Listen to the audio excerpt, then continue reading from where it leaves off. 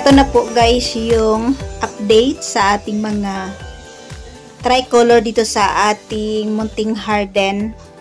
Hello everyone, ito po si Charching ng Succulent Davao and welcome sa ating YouTube channel. And for today's video, so ito na guys yung ating napakagandang tricolor. Ayan, kahapon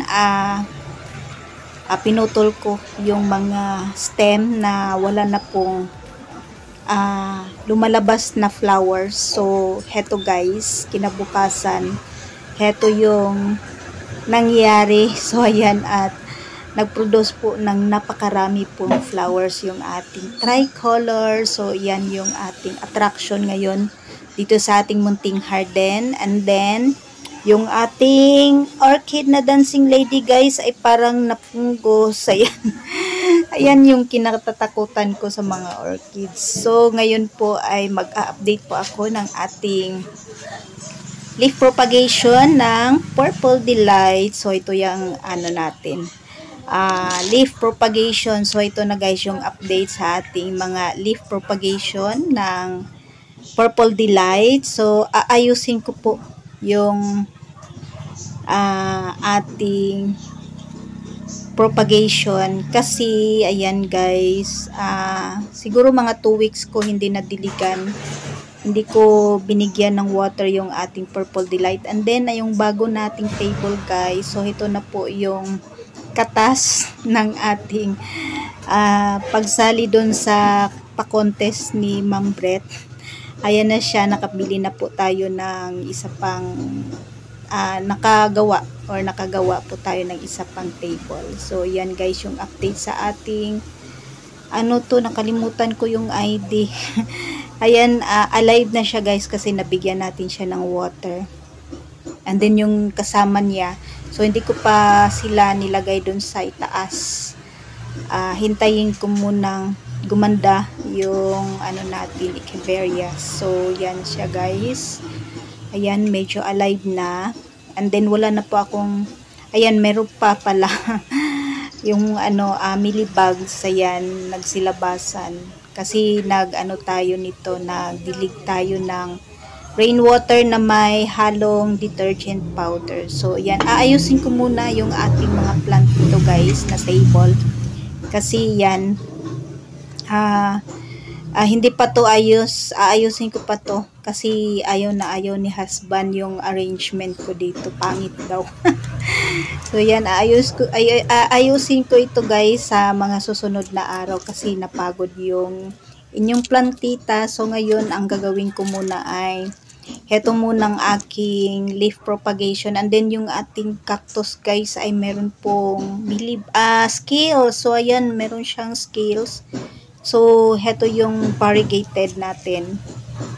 Mamaya ay bibigyan ko yan ng water na may detergent powder. So yan guys yung update sa mga natin dito, mga halaman. And then meron tayong na propagate or na ripat na variegated gymno, yung kay Ate Gloria kasi kukunin niya po yung kaniyang cactus. So heto na yung ating leaf propagation ng Purple Delight. So ayan, at meron na siyang pop. So 2 weeks akong nagdilig. So kanina ay nadiligan ko na sila guys. So ang gagawin ko ngayon, magtatanggal lang po ako ng mga dry leaves. And then yung mga dahon na hindi na pwede o kailangan ng tanggalin, so tatanggalin natin din, ayusin natin yung mga pop. So ito, at natanggal na natin. And then ang dami kasing na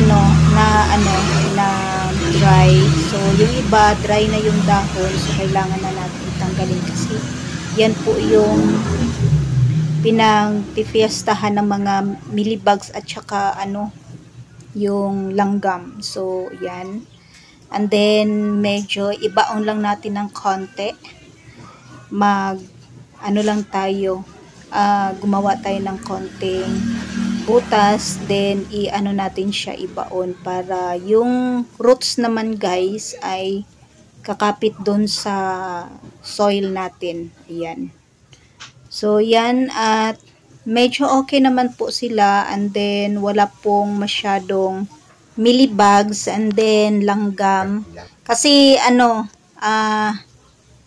napansin ko sa mga leaf propagation natin guys, yung iba hindi tumutuloy kasi merong mealybugs. So